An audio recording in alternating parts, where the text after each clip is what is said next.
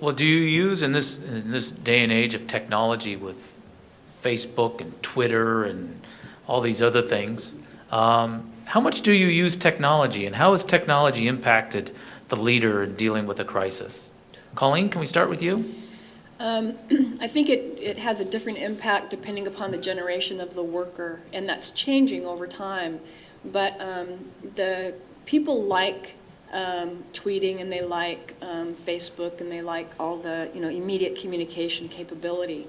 I think there's a time and a place for it in the workplace, and I think that has to be very carefully orchestrated so that it benefits and enhances your ability to accomplish a mission.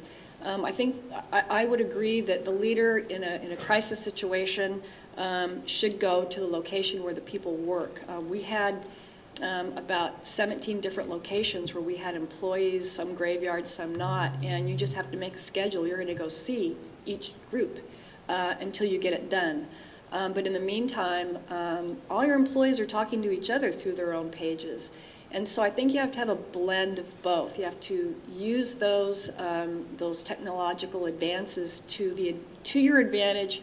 Again, though, I think it's very important for the leader to not get distracted by that as a communication tool from what your real purpose is, and your real purpose is to get the mission accomplished still. It's not to make friends with your employees by being on their Facebook page or their Twitter page. It's really to keep the workforce moving forward, keep information coming to them as it relates to the business at hand, and using it for those purposes. Otherwise, it can really start to go into areas that can get, I think, a little out of control. We had a serious, protracted event at our department with a blog, a very nasty, nasty blog that was set up by some unhappy employees. And it took us 3 weeks to get them to take it down, and it ended up in litigation. And it was a very damaging to the morale of our organization, because people would go home and read the blog, and people's names were mentioned and very nasty things were said, and it was just a real ugly thing to have happen. So it can be a blessing and a curse. Just got to know which one and where. Doctor? I would say that one thing that you need to be cognizant of when you're communicating internally is you still have a risk of interception. I've seen from government agencies to private sector to nonprofits where leaders have issued a memo to employees during a crisis or critical incident, where they have done a video, whatever, and snippets of that all of a sudden are public. So as much as you'd like to think you're communicating internally with some confidentiality, you should choose your words carefully, because you don't know that they're not going to end up on television, or worse, part of it ends up on television and it's the part that's out of context, and it makes you as a leader look like you don't know what you're doing. So be very careful about those particular communications, because they can end up on the outside. And another thing too is communications. You always have to be careful and have your redundant systems, because you think you're going to be able to communicate, and all of a sudden that's a system that's down. So find other ways and backup ways to do that.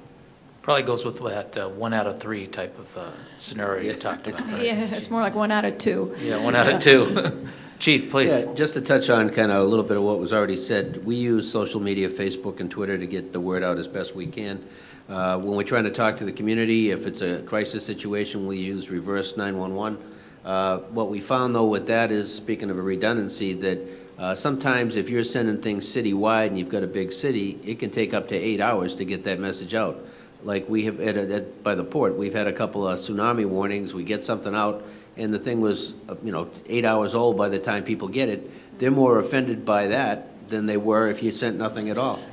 So what we've done as a redundancy is we've adopted Nixle, Nixle. If you're not familiar with that, it's free basically, and it's an ability to send out text or email to people on whatever device they want to get it on. So you're not relying on their home phone, which works great if they're home, but if they're not, you can still get something to them. We use it If we have an extended perimeter in an area searching for a suspect, we can send that out to people in the area, telling them that there's a police operation going on. We're searching for an armed suspect. If you have pets or animals in your backyard, please bring them inside. We're going to be doing canine searches.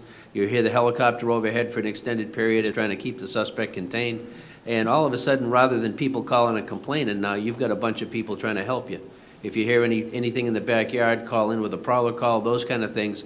Very helpful in that regard. So we also have another thing called Safe Reunion, where we have this deal where we raise some private funds to be able to get a watch-type bracelet that we put on people who are chronic runaways due to dementia, Alzheimer's, those kind of things. And rather than people being missing then for 2 or 3 days and subject to who knows what, we're able to return people home within 20 minutes generally of once that piece is activated. It's not a lot of money. You can raise private funds for it, or if people have the ability to pay for it, it's not really that much money for a family to be able to pick up either, for a tremendous peace of mind. But also then on the other side, when you're trying to control a crisis or trying to manage your crisis, things that we have found very helpful that are technology, if you will, videotapes. If you get to the scene, if you have in-car video, if you have access to a video, and this video literally, it seems everywhere, to be able to paint the picture of what you're trying to say. People are conditioned to seeing a video of pretty much everything, as we talked about, because of Hollywood. And as a result, if you can tell your story using the aid of a video or a radio transmission from a police car or the 911 call, then you then set up the scenario rather than letting the attorney for the other side or the media that's hostile to you, rather than having them set it up. So that has proven for me, at least in the past on a number of different occasions, to be very helpful in setting the context for what actually happened, what the officers knew, when they knew it, and how the scenario played out. Yeah, I've got another example.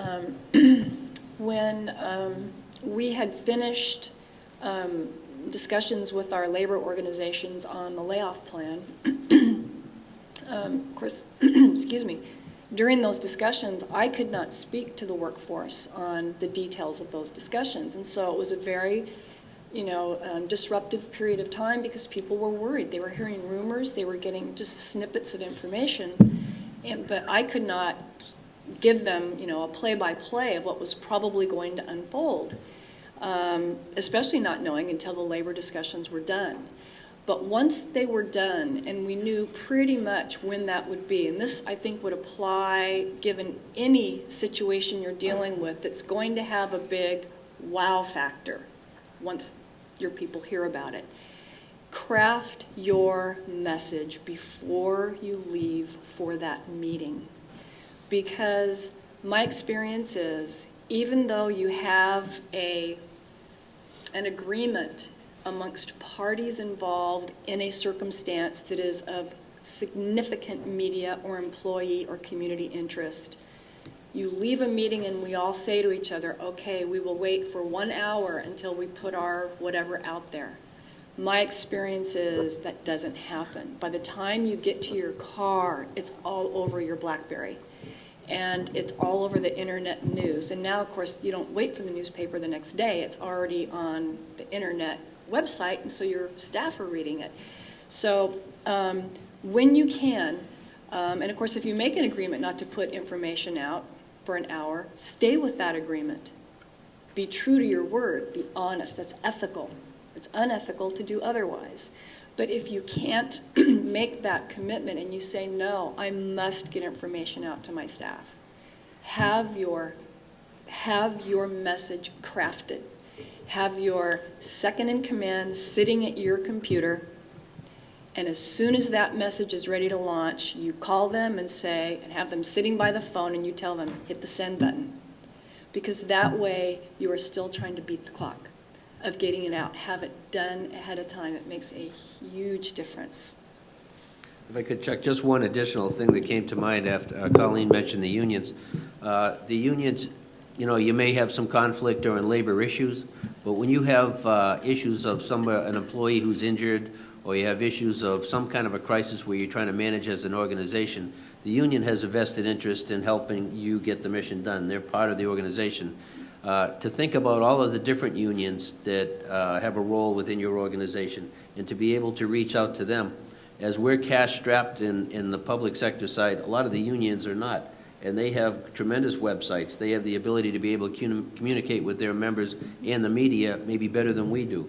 So not to forget that there are other resources out there that we can tap into that may be very helpful in getting the word out as well.